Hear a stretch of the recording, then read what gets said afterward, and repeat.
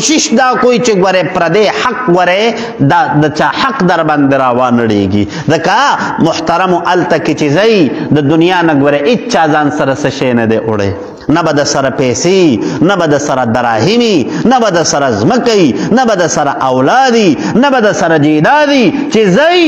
نو ګوره ځان داسې آخرت ته ولېږئ چې ګوره هلته کې د چا حق در باندې ني که چېرته د چا حق در باندې راوخته که نه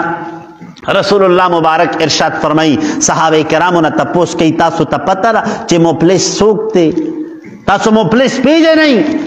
صحابه کرام ورته وایي د الله پیغمبره زمونږ په دې معاشره کې خو مفلس هغه چاته ویلی شي چې چا سره سونا او چاندي ني چا سره مال او دولت ني چا سره پیسې ټکي ني هغه انسان ته موږ مفلس وو رسول الله مبارک ورته وایي نه حقیقی مفلس دا نه دی حقیقی مفلس هغه دی چې د قیامت پر ورځ باندې به د ثوابونو د اجرونو د اعمالو انبار او پنډونه به ځان سره راوړي ډېرې نیکۍ به راوړي خو چې کله د الله په دربار کې ودرېږي که نه نو د خلقو حقونه به چا پسې به خبرې کړي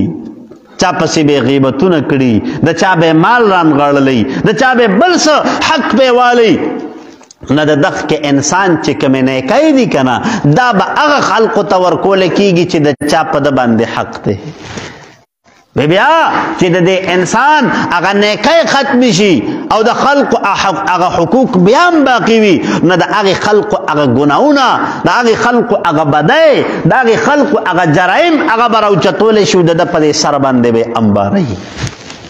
رسول الله مبارک ارشاد فرمایي دغه انسان غټ مفلس دی دغه انسان مفلس دی چې ځان سره ثوابونه ډېر راوړي دي خو نورو خلقو هغه د حق په بدل کې تېنه نورو خلقو واخیستل که نو رڼو چې دلته نه ځئ نو ګورې ځان سره د چا حق مه وړئ هلته کې به هېڅ شی در سره نی خالي لاس به پیغمبر علیه الصلاة والسلام په مسجد نبوي کې ولاړ دی چې کوم وخت کې د دنیا نه د رخصتۍ هغه ټیم دی یو څو ورځې مخکې پیغمبر علیه السلام په منبر رسول باندې ودرېدو صحابه کرامو ته وایي ای زما صحابو دا خبره واورئ که چېرته ستاسو په تاسو کې په ما باندې د چا حق موجودي ما ته ووایئ زه به دلته کې هغه حق ادا کړم ځکه ما سره آخرت کې به بیا اسم نی زه ګورې هلته ستاسو حق نشم ادا کولی که د چا حق یې ما ته دلته ووایئ د چا حق یې ما ته دلته ووایئ رسول الله مبارک یو ځل دا خبره وکړه صحابه کرام خاموشه دي په دویم ځل چې لږ ساعت تېر شه بیا یې دا خبره وکړه صحابه کرام خاموشه دي چې په درېیم ځل یې دا خبره وکړه که نه نو وروستو د مجلس نه یو صحابي راپاڅېدو یو صحابي راپاڅېده د الله پیغمبره زما په تاسو باندې حق دی زما په تاسو باندې حق دی رسول الله مبارک ورته وایي صحابي څه حق دی علما لیکي دا دغه صحابي نوم حضرت عکاشه رضی الله عنه دی عکاشه رضی الله عنه راپاڅېدو د الله پیغمبره زما در باندې حق دی رسول الله ورته وایي څه حق دی د الله پیغمبره یو ځلې یو غزا له روانو جنګ له تلو او تاسو د سورلۍ هغه موار مخکې ما نیسلی و نو تاسو سورلۍ له کوړه را خلاصوله هغه کوړه باندې زه لګېدلی یم د الله پیغمبره د هغې کوړې د هغې غزار د هغې حق تپوس کول غواړم رسول الله مبارک ورته وایي صحابي ما خو ګورې قصدن نه والی که زما نه لګېدلی ما نه به په خطا سره لګېدلی صحابه کرام را پاسېدل اے عکاشه خیر دی رسول الله مبارک نه تاسو په غلطۍ یو کوړه لګېدلې مونږ لس کوړې ووهه مونږ سل کوړې ووهه خو لیکن زمونږ آقا او مولا ته غږ مه کو حضرت عکاشه رضی الله عنه ورته وایي زه خو حق د هغه چا نه اخلم چې چا د لاسه زه په کوړه لګېدلی یم نو رسول الله مبارک ورته وایي صحابو پرېږدئ د ما نه دې بدل واخلي ځکه هلته کې به ما سره هېڅ ني هلته کې به ما سره هېڅ ترک نه لګي خیر دی په دې دنیا کې به لږ تکلیف تېر کړم خو لیکن هلته کې ما سره څه نشته چې بیا زه دله ورکړم رسول الله مبارک حضرت بلال ته وی بلال لاړ شه بیوی فاطمه الزهرا ته ووایه چې د دواړو جهان د مبارک سردار هغه کوړه هغه تا څخه د هغه راکه حضرت بلال چې کله کور ته لړ که نه بیبي فاطمه الزهرا ته دروازه وډبوله چې د دواړو جهانو مبارک سردار کوړه غواړي. بیبي فاطمه الزهرا ورته وایي زما بابا خو بیمار دی په کوړه باندې څه کوي. حضرت بلال په جړا شو. حضرت عکاشة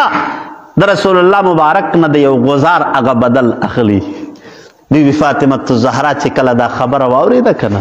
نو بیبي فاطمه الزهرا په جړا شوه، زار او قطار جاړي. حضرت بلال ته وایي اے بلال،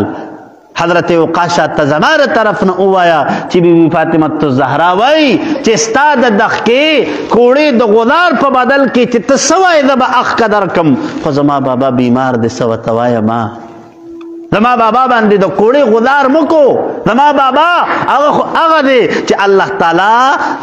د عرش معلا نه پورته لا مکان ته بللی دی. کوړه ولا ورکړه. حضرت بلال لاله د دواړو جهان مبارک سردار په خدمت کې هغه کوړه پیش کړه. د الله پیغمبر دا کوړه واخلي، الله پیغمبر دا کوړه واخلي چې کوړه کله رسول الله مبارک ته ملاو شو. رسول الله حضرت عکاشة ته وی عکاشة دا کوړه واخله. عکاشة دا واخله، ما نه خپل بدل دلته کې واخله ځکه هلته کې به ما سره اسم ني، هلته کې به زه تا ته څه درکم. حضرت عکاشة کوړه واغستا. وی اے د الله پیغمبره ماله چې کله غزار دی راکو زما په بدن باندې کپړې نه وي، زما په بدن قمیص نه کپړې نه وي، لہذا تاسو د قمیص مبارک لغونته کې اوچت کوي. کتابونه لیکي د دواړو جهان مبارک سردار د خپل قمیص مبارک راوچت کو، د خپل قمیص مبارک راوچت کو. کتابونه لیکي وای د دواړو جهان د مبارک سردار د دواړو اوګو په منځ کې یو مهر نبوت چې هغه ښکاره شي کنه. حضرت عکاشة را منډه کړه او په هغه مهر نبوت باندې خوله کېښوده. هغه مهر نبوت ښکل کوي اے د الله پیغمبره زما مور او پلار در تاسو نه قربان شي، زه به ستاسو نه بدل اخلم. د الله پیغمبره ما یو حدیث تاسو نه اورېدلی و چې کوم یو انسان مهر نبوت ښکل کو په دغه انسان باندې الله د جهنم اور حراموي. د الله پیغمبره ما دا مهر نبوت ښکلول غوښتل، مهر نبوت ښکل کو. رسول الله مبارک وته عکاشة که بدل اخلی نن نه واخله ځکه بیا هلته کې به ما سره اسم ني. حضرت عکاشة ورته وایي د الله پیغمبره زما مور او پلار دې ستاسو نه قربان شي، زه به ستاسو نه بدل اخلم. رونو عرض میں دا کو چې د دواړو جهان مبارک سردار ګورې اخیری وخت کې صحابه کرامو ته اعلان کړی دی که د چا څه حق را باندې رانه واخلی هلته کې به ما سره اسم ني. رونو مونږه تاسو لم دغه سوچ پکار دی